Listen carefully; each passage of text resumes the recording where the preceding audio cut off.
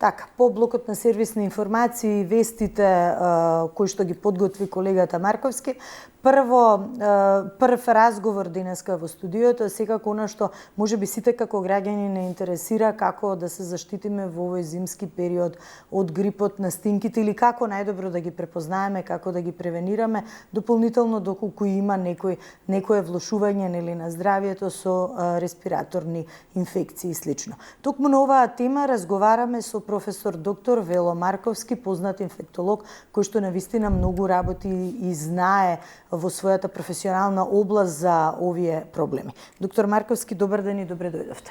Добар ден, добро ве најдов. За многу години мир Божји, мир на небото, мир на земјата. Да. Стартот на оваа година може би специфично и поради нели временските услови, зимата знае да има свои предизвици. Честопати знае да биде одбележан со зголемен број на респираторни инфекции, грипови, настинки. Меѓутоа, ќе позборуваме и околу превенцијата и околу трансмисијата нели на овие респираторни инфекции. Меѓутоа, генерално, како да ги препознаеме? Има ли посебна симптоматологија по која што може да се препознае кога се работи за инфекција, кога се работи за грип или настинка? Така, значи зимскиот период, есенскиот период е познат по зголемен број на тие респираторни инфекции. Респираторниот систем е отворен кон надвор, нели ние постојано треба да дишиме и зимските месеци кога луѓето се групираат повеќе, седат во затворени простори, секоја година ние имаме зголемен број на респираторни инфекции. Голем е бројот на причинители кои може да дадат респираторни инфекции. Над 500 регистрирани се и од една страна, од друга страна отворениот систем е причина кога имаме многу често респираторни инфекции.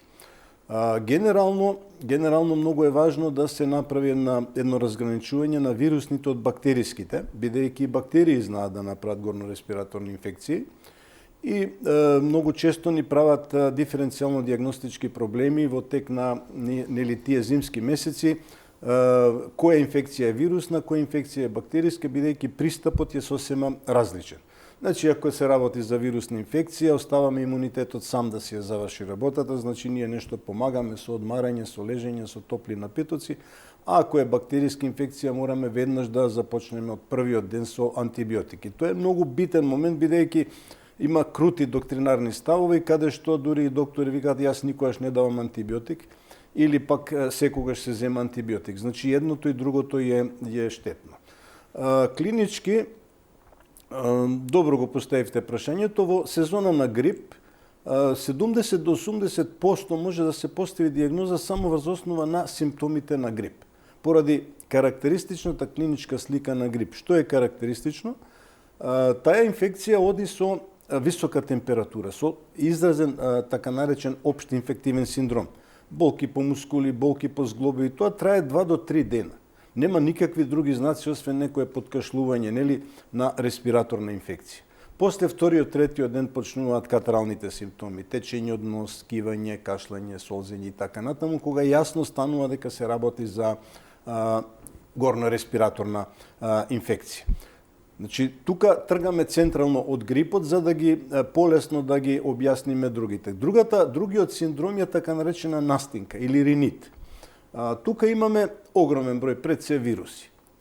Респираторен синцитијален, параинфлуенца, аденовируси, коронавирусите познати, нели, актуелни во последните години, тие даваат ринит или настинка. Настинката е една лесна болест бидејќи пациентот не дига температура, ги има овие симптоми од општиот инфективен синдром, меѓутоа за разлика од грипот од првиот ден има катарални знаци, односно течење од носот, кивање, кашлање. Така можеме да ги разграничиме. Значи, кога веќе имаме епидемија на грип, полесно да ги разграничиме. И тука има уште еден синдром катарус фебрилис респираториус, каде што се така наречените атипични бактерии, микоплазма, кламидија, дел аденовируси, каде што од првиот ден имаме и температура и течење од носот, и тој веќе докторите мислам дека се доста едуцирани да можат да ги разграничат и првично да се тргне со земање на крвна слика, затоа што има параметри во крвта, каде што сега со помош на тие параметри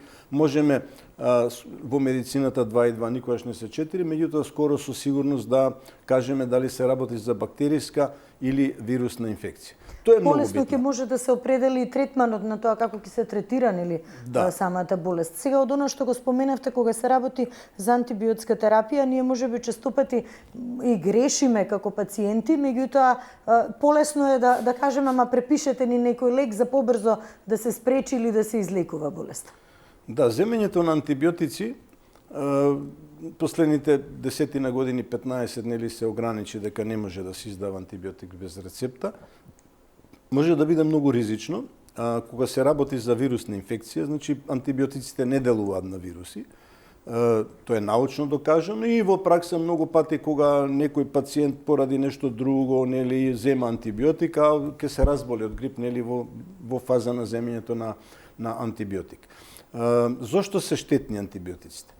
Генерално, сите овие респираторни инфекции, горно-респираторни инфекции поминуваат. Значи, трајат, не знам, настинката 3 до 5 дена, грипот 5 до 7 дена, и тие поминуваат. Меѓутоа, проблем е потоа настануваат така наречени секундарни бактеријски инфекции. После прележување, после оштетување на тој респираторен епител заштитен, каде што грипот знае целиот епител да го уништи, значи респираторниот систем станува осетлив на бактерии и се калемат бактеријски инфекции.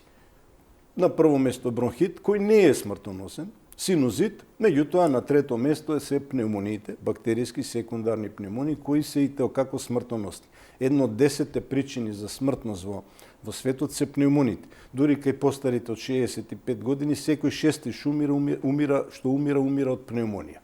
Значи сега, а пневмониите од друга страна најчесто настануваат од причинителите од нашата флора што ги имаме, што се на некој вид нормална флора. Кога даваме антибиотик, тој антибиотик нели пред да настане оваа бактеријска инфекција, тој ќе ја уништи, ќе ја супримира таа нормална флора и ќе останат, ние имаме и многу попатогени причинители што ги носиме, ќе станат доминантни. Значи, опасноста сега пневмонијата да настане од причинител кој е многу резистентен на терапија или на терапијата која сме ја давале веќе да е резистентен, е огромна. И тој е ризик за да не се земаат антибиотици нели на своја рака или да не се земаат кога е вирусна инфекција. Затоа ако реков во сезона на грип со 70-80% знаеме да поставиме дијагноза сигурно дека е грип и нема потреба од антибиотик. Ако не е сигурен лекарот, тогаш со крвна слика со параметри на покачено ЦРП, покачени леукоцити, доминација на полиморфонуклеари во размаската се сигурен показател дека се работи за бактеријска инфекција. Во спротивно, и ако и пациентот има и висока температура, меѓутоа ако ЦРП-то е мирно, леукоцитите може да бидат покачени, меѓутоа ако доминираат лимфоцити, се работи за вирусна инфекција и оставаме таа вирусна инфекција и ја следиме. Од науката, рековме, знаеме, настинките поминуваат лесно, грипот 5 до 7 дена поминува, другите вируси исто така, а ако е бактеријска инфекција, веднаш мораме со антибиотик. Пак, таму ако не дадем антибиотик, тогаш таа инфекција може да се прошири, да стане посериозна, да направи бактериемија, да направи сепса и така натаму, значи таму веќе мораме веднаш од првиот ден да даваме антибиотик. Постојат ли, докторе, превентивни мерки кои што се, еве да ги речеме, најефикасни? Ако може така да ги категоризираме во однос. Да, за жал од овие респираторни инфекции ефикасна превентивна мерка е вакцината за грип. За жал затоа што само таму имаме овај добра вакцина, за другите причинители нема вакцина и нема од аспект на вакцина превентива затоа што се работи за многу соеви. Значи, стотици соеви на стрептококот знаат да дадат, не знам, повеќе од 25 соја знаат да дадат на бета-хемолитичен стрептокок, да дадат скарлатина. Значи, немаме вакцина. Вакцината за грип е добра и препорачлива е за сите од ризичните групи. Постари од 65, бремени, сите со хронични болести. Приметено е дека од овие ризични групи ќе го поминат грипот, меѓутоа многу почесто ќе направат пневмонија. И од една настинка, односно грип, кој можеле да го спречат со вакцина, да го изгубат животот. Значи, оваа година мислам дека околу 80.000 вакцини се примени во Македонија. од кои бесплатни се најголемиот дел, нели за тие ризични групи. И останатите мерки се општите мерки. Што значи општи мерки? Значи да се држи телото во добра здравствена кондиција. Здрав начин на живот. Нормално легнување, спиење, одмарање, прошетки по природата, топли напитоци, избегнување, особено зимски месеци, простори каде што има многу народ во толпи, нели. Понатаму исто така мерка која може многу да помогне да секој поединец, ако осети дека има некакви респираторни тегоби, да не излегува ако не мора, или ако излегува тогаш да стави заштитна маска за да ги заштити другите. Така да тие се тие мерки кои стреќа што сега ние овој период, да речеме, кај нас грипот иако имаше најави уште од ноември, меѓутоа научно, а и последниве податоци, последната недела на декември веќе имаме изолација на грип. И е добро Пикот што се може би во јануари најчесто се очекува. Сега ќе имаме пореметување малце на таа крива, бидејќи децата се школските деца ни се на распуст. И тука ќе имаме едно поспоро движење. Од друга страна, изолатите за грипот е познато сега кога циркулира одредена варијанта на одреден поттип, таа ги стиснува другите. Сите изолати, односно над 90% изолатите се од H3N2, за разлика од H1N1 кој е многу по-акутен, може по големи епидемии да даде. H3N2 очекувам да биде многу полесно да се помине и досега од тие неколку 3-4 илјади потврдени или регистрирани случаи немаме смртни случаи, немаме тешки случаи, што кај H1N1 кога е многу по-сериозна. Тој беше свинскиот грип што е познат по... Па да, тој е така наречен свински, кој не смее да се вика свински, меѓутоа и тоа е друга една тема, тоа е сега пандемичниот сој. Да, 2009 се прогласи таа пандемија со свински грип, иако такво нешто немаше и таа варијанта беше, таа 2009 година има во светот регистрирано најмалце болни од грип, најмалку умрени од грип и така натаму како последици од грип.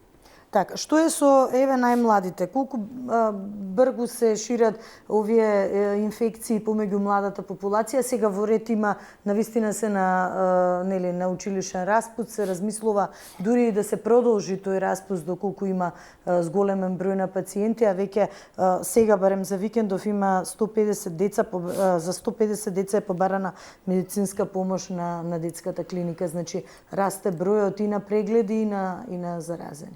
Така. Значи, да, последната недела од декември, првата од јануари, веќе имаме значителен 1700 се ова прва недела, веројатно ќе расте. Од науката е познато дека генерално епидемиите трајат 6 до 8 недели, така да веројатно пикот негде таму, негде четвртата, петата недела би требало да биде, и потоа парадоксално, без објаснување, се повлекуваат. Сега може да имаме некакво здружено или пореметување поради тоа што децата ќе се вратат или нема да се вратат. Распустот би се продолжил најверојатно доколку би имало, нели, епидемија се прогласува ако има 3 до 5% од популацијата зафатено на одредено подрачје. Ние сме далеку од таа бројка. Дали младите повеќе се разболуваат? Не. Се разболуваат исто како и возрастните. Овие имунитети особено за грипот се краткотрајни, бидејќи многу се чести мутациите. Така да кога имаме ваква една интерпандемиски период, кога имаме циркулација на H1N1 и H3N2, кога немаме нов пандемичен, да речеме, поттип, тогаш сме сите исто загрозени. Кога би имало нов поттип, тогаш се позагрозени помладите. Ме разбирате, значи тие тогаш прв пат ќе дојдат во допир со тој поттип на вирусот на инфлуенца и тие ќе поминат полошо, тоа е за време на пандемија. Меѓутоа, младите, школските децата што одат во градинки, се постојано долго време во затворен простор. И тоа е причината зашто они почесто се разболуваат. И младите, односно децата, ја носат инфекцијата дома и потоа се разболуваат и возрастните. Многу брзо еден член од семејството да е, па може Потоа многу. сите се разболуваат. Так. Што е со работните колективи и колку е она оправдано можеби да се оди на работа ако има некој еве што е со симптоми некое лице. Во колективи, еве рековте дека кога се нели во гужва полесно и се пренесуваат инфекциите. Добро е да системот овозможи, односно да се полесно даваат такви боледувања на луѓе кои имаат јасни знаци на грип. За жал настинките се толку чести, значи само риновируси над 200 даваат да е неможно да се оди на работа, да се нели прават такви колективни одмори. Меѓутоа кога имаме знаци на грип, добро е ако лошото што е лошото, што грипот еден ден пред симптомите веќе се пренесува. Веќе може да го пренесе на друг човек. Тоа е лошиот момент кога човек не се чувствува болен, а он веќе може да ги зарази другите. Тоа е некој период на инкубација, докторе? Инкубацијата е 1 до 3 дена, меѓутоа не целиот период на инкубација не е заразен, инфицираниот, туку само последниот ден. И тоа е тој лош период епидемиолошки кога може и со најдобра нели со сите мерки пак да нели се чудиме како се добил вирусот кога сите биле здрави. Генерално тие кои што веќе имаат симптоми, кои имаат температура или во овој период сега од 2 месеци, ако некој почне со висока температура, нема друга причина, најверојатно ќе биде грип. Добро е да не само на работа, туку многу често одиме по секојдневни активности, родендени, не знам забави, не знам спортски надпревари и така натаму. Па и сега околу празниците, нели, со и празниците и кај што се собира повеќе луѓе, тогаш ризикот е голем и добро е тој што веќе чувствува да не оди да ги заштити другите. Да. Ја споменавте вакцинацијата, ги споменавте и тие ризичните групи кои што директно нели влијае. Меѓутоа, каков е еве опфатот на вакцинација кај нас и каква е довербата, да кажам, на граѓаните? Дали уште постои оној скептицизам во однос на вакцинирањето или некогаш па ќе речат јас од кога се вакцинирав многу почесто се разболувам? Значи генерално таа тема со имунизацијата треба да држиме многу повеќе. Има причини. Многу од граѓаните не веруваат. Се лепат етикети на антиваксери, дури и на доктори кои јас кажувам, значи зависи од вакцината. Има вакцини кои се неопходни, има вакцини кои се потребни. Вакцината за грип јас ја примам секоја година, значи таа е неопходна. Меѓутоа, проблем е со календарот за имунизација кој очигледно мора да се направи ревизија. Да земеме Европска унија, ние стремиме натаму. Околу 30 на држави се таму. Таму бројот на болестите со кои се имунизира населението е помал него кај нас. Тоа е едниот проблем. Вториот проблем е ритамот, односно времето на давање на ревакцини. Бидејќи сега, реално, хиперимунизацијата е исто толку опасна како и неимунизацијата. Дури може да биде и поопасна за некој. Ние имаме состојби каде што хиперимунизираме. Пред се тоа е дитепер. Значи, се презема некакви препораки од, да речеме, од СЗО, која веќе со право ја изгуби довербата, бидејќи СЗО веќе не е тоа што беше. Значи, вакцинирање со дитепер 2, 4, 6 месец и потоа ревакцина на 18 месеци, веќе е погубно. Веќе и самата СЗО, тој период на порано беше 5 години, нели, ако не си примил од последната редовна вакцина за тетанус, се продолжи на 10 веќе. Ние продолжуваме да даваме вакцини на 18 месеци, значи една година после редовно вакцинирање ние ревакцинираме без никакво оправдување. Потоа, недовербата кај се создава. Веќе европските држави не вакцинираат БСЖ. Значи, научно е докажано дека тоа не штити од туберкулоза. Ние продолжуваме да боцкаме. Голема грешка беше на СЗО што продолжи да вакцинира за полиомиелитис иако веќе во 2000 година прогласи ерадикација. Значи немаме полио, ама да продолжиме да вакцинираме. Сега имаме полио од вакциналните соеви. Ме разбирате, значи секој од овие 30 држави си има своја, значи никој веќе слепо не верува на СЗО. Секоја држава си има своја стратегија. Од тие 30 држави во Европска унија, само во 12 вакцините се мандаторни или задолжителни. Во 18 се препорачливи. И во тие задолжителните не се како кај нас сите задолжителни. Со ваква една крута политика, ние всушност правиме штета на имунизацијата.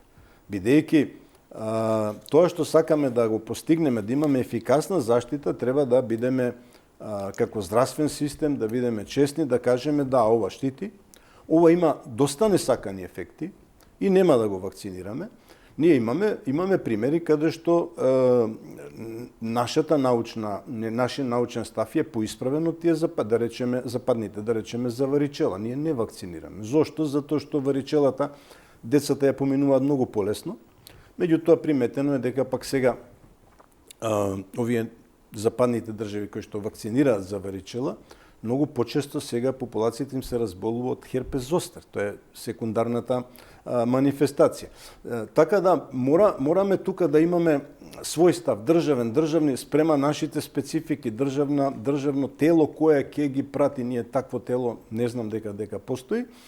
Така да многу е комплексно прашањето на кои вакцини да се верува и не. Меѓутоа пак и круто да се биде против секоја вакцина е погубно.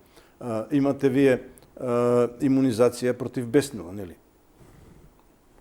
Го каснало диво животно. Кој е тој што нема да прими вакцина, нели? Затоа што смртноста е 100%. Или го спомнавме тетанусот. Ако нема антитела, најдобро е да се мерат антитела. Ако имаме тетаногена рана, значи имате болест смртоносна.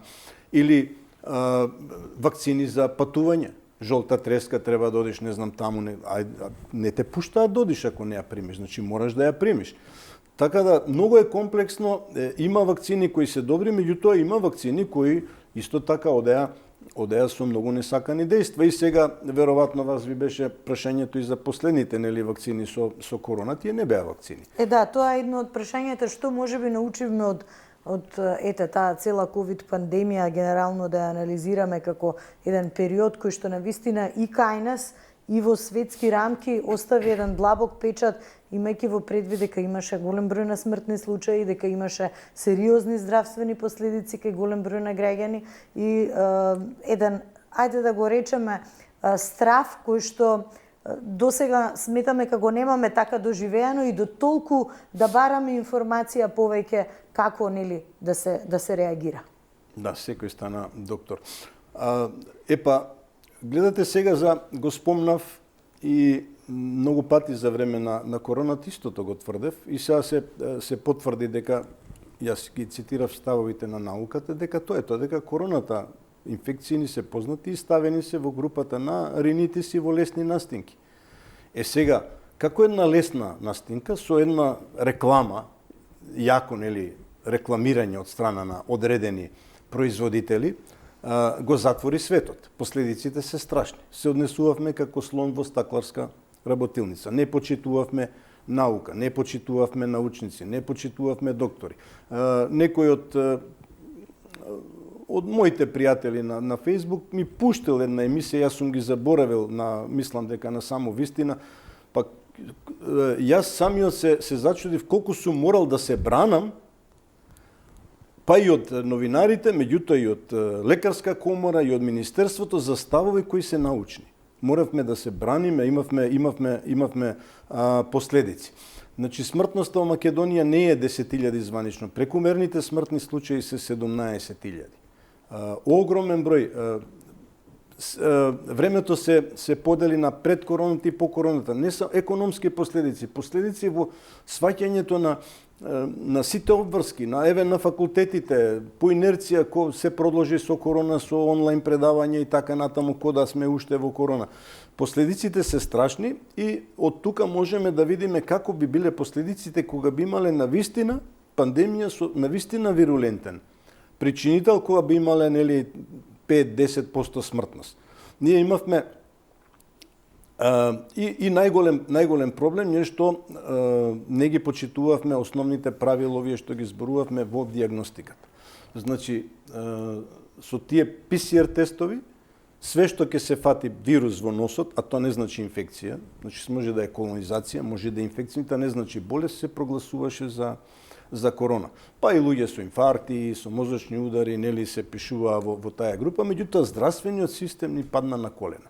Ние не успеавме, ако се сеќавате, првите препораки беа не одите на доктор, чувајте ги, седите дома и така натаму. И многу мерки кои всушност беа штетни. Носење маски на отворено и така натаму. И на крај вакцините. Значи, од тука тргнавме, нели? Вакцини кои не беа вакцини. Вакцини кои за производство на една нова вакцина строго е пропишано кој период треба. Значи, сите тие фази беа рипнати или скратени ако треба 6 месеци на месец. Така да дури и самите производители кажуваат дека не е доиспитана вакцината. За да сега веќе нели и судски одлуки има каде што нели по Соединетите американски држави каде што вакцината, нели, и тие што одлуки каде што сега луѓето кои мораат да се вакцинираат а не оделе на работа сега добиваат оштета, нели, бил приморан да се вакцинира против својата волја.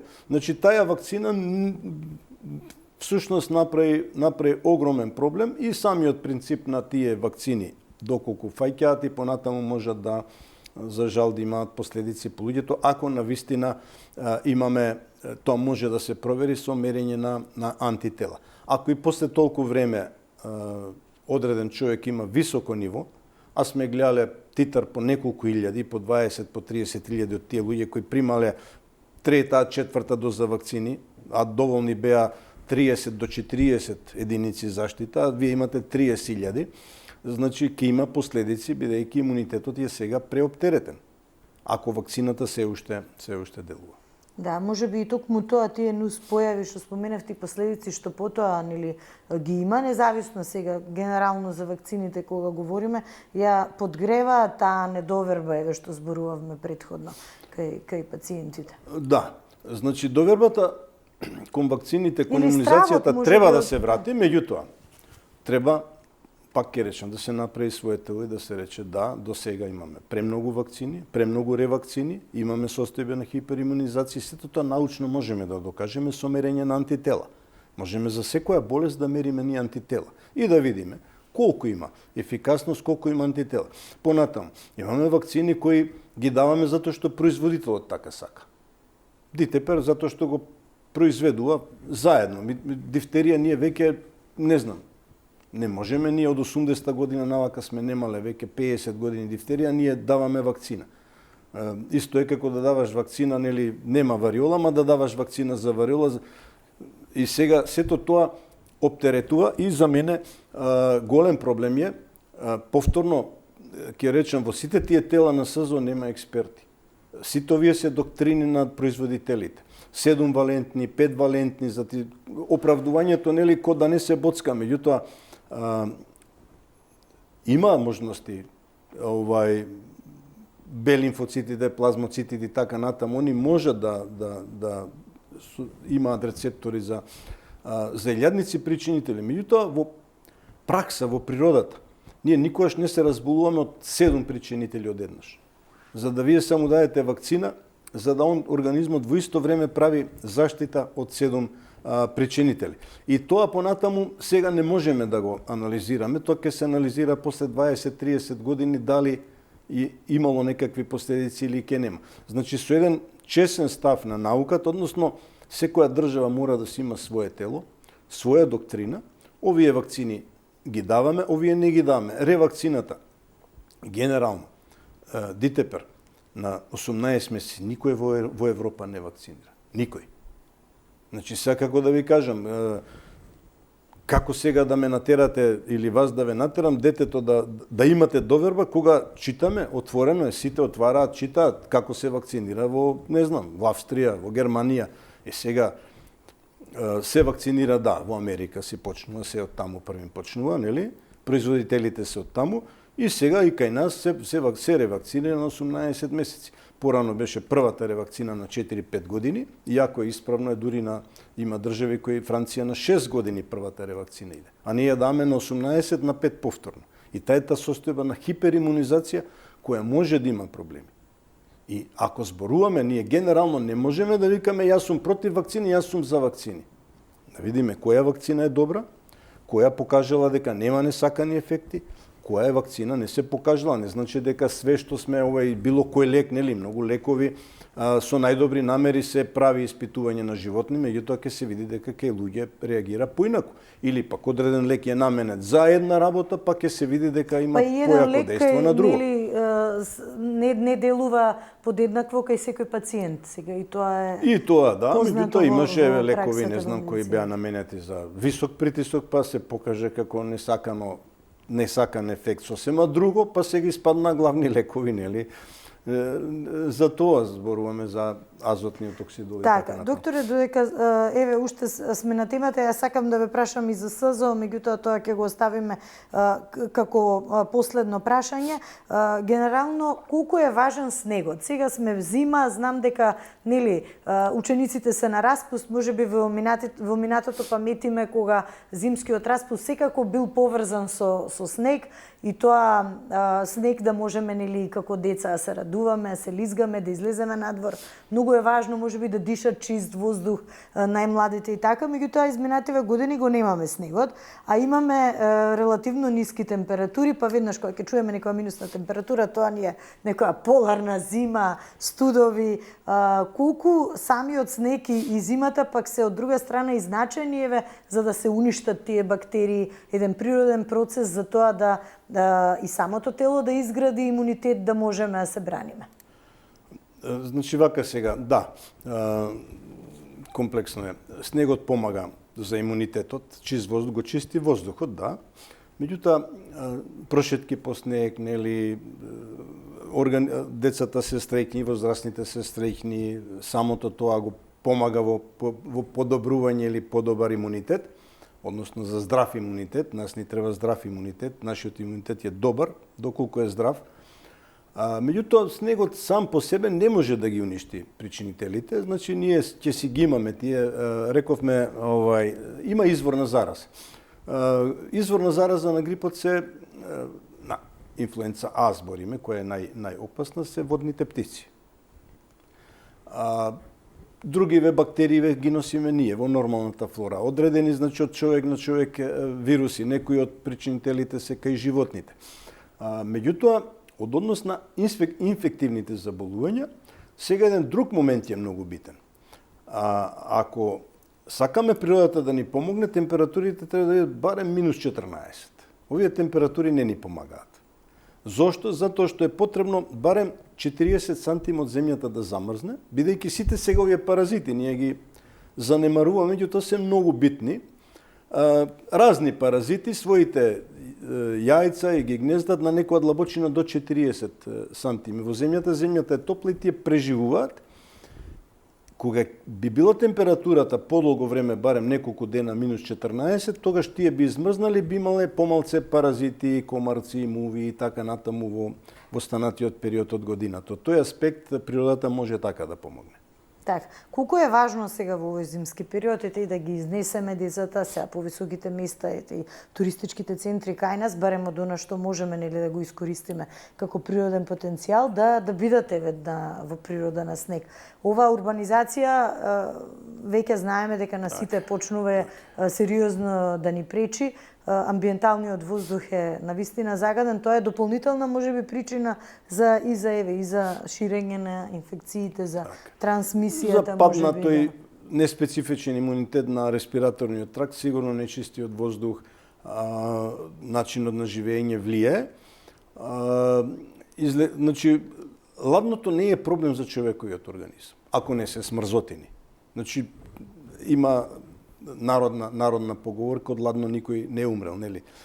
Не треба да се плашиме од ладното, треба да ги вадиме децата, ќе се загреат.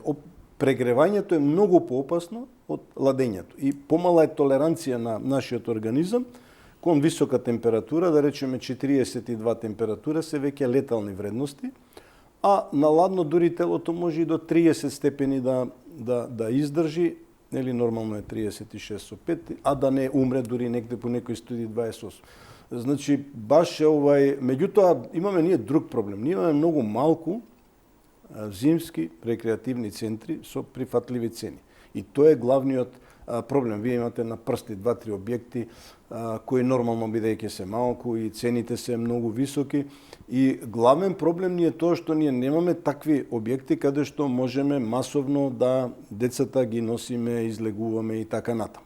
Тоа е, мислам дека тоа е главниот проблем, бидејќи сите се соочуваме со тоа каде да се оди.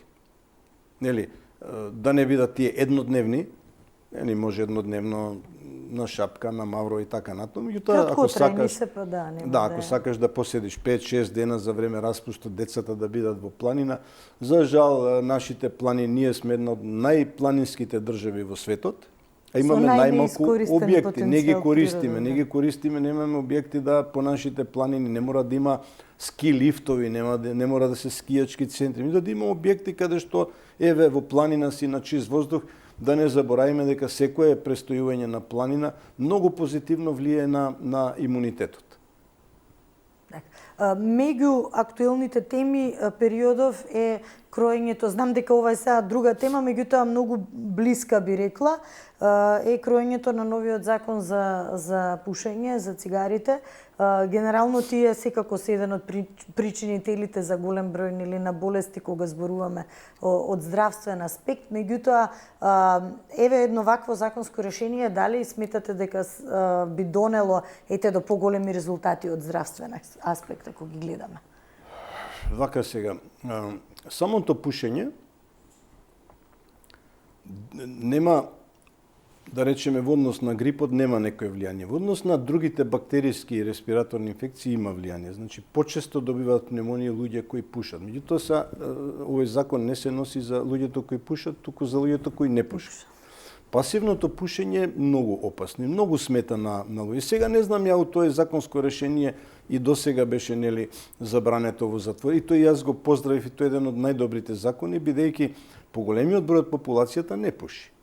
Така да тој што сака да пуши, ќе излезе надвор, ќе се испуши, бидејќи сега да пушите во една затворена просторија каде што половина или повеќе од половина им смета, му нанесувате директна штета, оптеретување, значи тоа пасивно пушење, зборуваме за респираторни инфекции. Тоа во однос на малигни заболувања, во однос на тоа секако е научно докажано дека е зголемен сигнификантно бројот на малигни заболувања кај пушачи.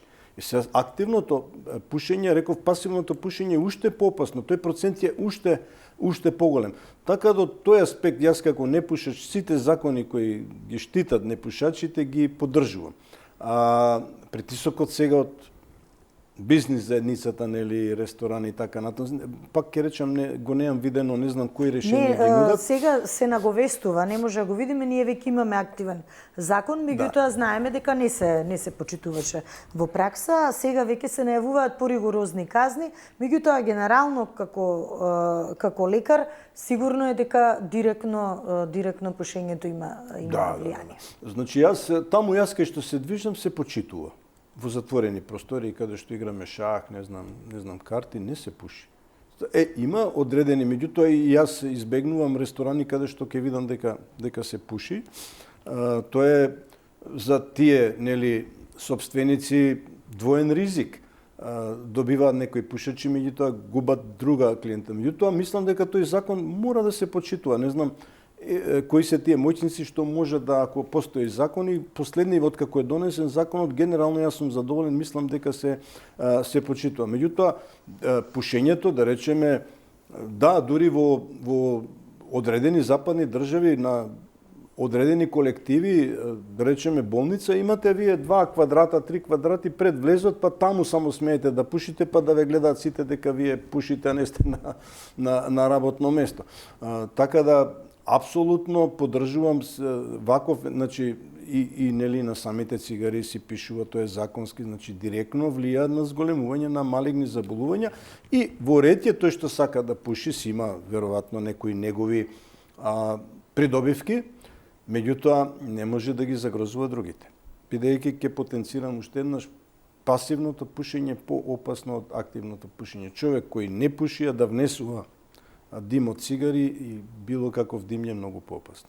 Докторе, последното прашање од она што споминавме кога ја споминавме во претходното излагање Светската здравствена организација, американскиот претседател Трамп веднаш по неговото стапување на функцијата, првата, мислам, една од првите работи кои што ги направи излегувањето од Светска здравствена организација. Што практично тоа значи? Дел од експертите тоа го протолкуваа како отварање на отворен простор за опасности од ширење на заразни болести и слично. Генерално, како еве би го изанализирале овој дел? Ја споменавме и во претходните, ова Светската здравствена организација и делувањето и со вакцините. Сум го зборувал, значи Светска здравствена организација би ја поделил во два периода. Период кој беше многу корисна, до некаде 2000 година, каде што навистина си го оправда своето постоење или целта на постоењето. Меѓутоа, полека таа организација стана моќна политичка организација со огромен буџет на пари. Огромен. Значи почнаа тие, јас имав во живо некоја дебата со некој од соседниве држави каде што тврдеше дека не е така, меѓутоа податоците дека нивните експерти кога одат некаде спијат во, не знам, хотели кои се 500.000 евра од ноќ и така натаму и се помалце се ангажираат експерти од одредени области. Медицината е многу широка. Сега они во одредени области добро функционираат, меѓутоа во однос на инфективниве заболувања имаат многу малце експерти, многу малку покриваат. Да не речеме дека си поставуваат цели нереални, да нема да се уништи, да се ерадицира ХИВ инфекцијата, нешто што не маларијата. И они немаат успех, значи нешто што не можеш да го поставуваш за цел, а да трошиш милиарди. Меѓутоа, некаде после 2000 година и тоа беше на неколку пати, всушност СЗО на некој начин под наводници одработи за големите производители. Некои доктрини кои беа надвор од науката и ја спомнавме свинската пандемија, значи прогласи пандемија со грип, прогласи пандемија пред тоа 2005 не е наивна со птичи грип, односно не пандемија, него епидемија кога мораше тамифлуто милиони дози. По 30 евра беше една кутивче со 5 тапчиња, каде што, не знам, стотици милиони дози се потрошија без никаква потреба, бидејќи тој птичи грип кој се умира 30%, нели H5N1, меѓутоа тој не може да направи епидемија, тој се внесува само директно со трзање во конјуктивите, таму има рецептори. Значи некакви земјоделци, сточари и така натаму, фармери, може да се разбават. Меѓутоа да ти цел свет сега го малтретираш, да се трошат пари, да се трошат ресурси. Потоа 2009 се прогласи, рековме, година која е најблага варијанта на грипот циркулира. Најмалци умрени ја прогласија пандемија и тогаш имавме проблем. И тогаш имаше вакцинирање, имаше капацитетот тогаш беше на сите светски производители 300 милиони дози на вакцина. Одеднаш за 3 месеци се направија 2 милиарди дози на вакцина. Значи, самата СЗО сега провоцира недоверба од вакви одлуки кои не се со во склоп со научните сознанија. И сега како да се реагира? И сега видовме исто така нивните ставови за време на пандемијата што ја прогласија со корона, која уште и званично ја немаат затворено. Нели? Каде што ние и денес ако земете бројот на корона позитивни е ист како првите денови кога прогласивме пандемија. Зошто са не сме во пандемија? Значи, сето тоа и сега веројатно еден од мерките не би можел, меѓутоа веројатно едно од мерките на претседателот Трамп да излеземе, не можеме да ги смениме. Па да се прави нова организација. Потребна е организација, меѓутоа организација на науката. Гледате, светот отиде натаму да една од базичните гранки инфектологијата се потиснува. На многу факултети се укинува како предмет.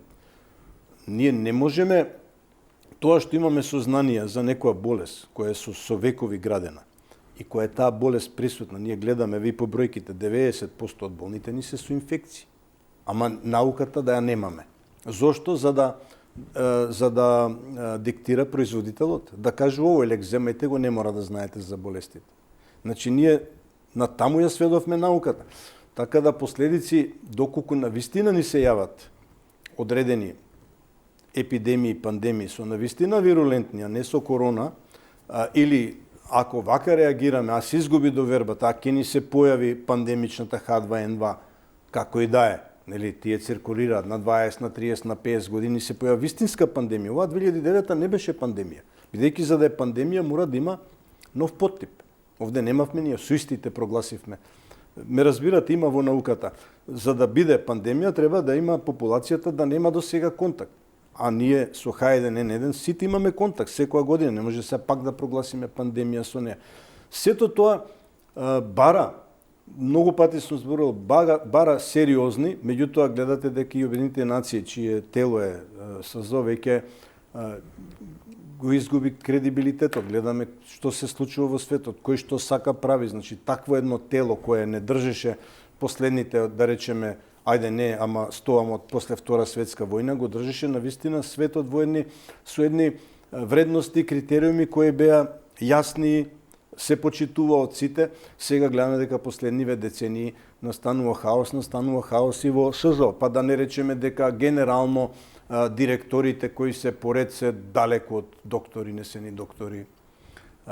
Не се, значи тоа е генерално треба да се грижи за превентива, и превентива имаме на малигни заболувања, меѓутоа имаме на некои други состојби, тоа генерално се инфективните болести. Тие се тие што и се успеа. Дали природен циклус, вариолата, нели, се ерадицира, полијето се ерадицира, меѓутоа дифтеријата ја немаме исто така, се намалија морбилитет, сето тоа се смртоносни болести. И оправдано е постоење на една таква организација која ќе се грижи, меѓутоа или сериозна реформа во структурите со ангажирање на сите можни експерти таму, или нова организација. Ви благодарам многу што бевте дел од денешната емисија. Проговоривме на, верувам, голем број на интересни теми за кои што граѓаните секогаш имаат прашање повеќе и очекуваат одговор повеќе. Ви благодарам на поканата и секогаш сум отворен за соработка. Така, почитувани, правиме кратка пауза и се враќаме повторно во студиото. Бидете со нас.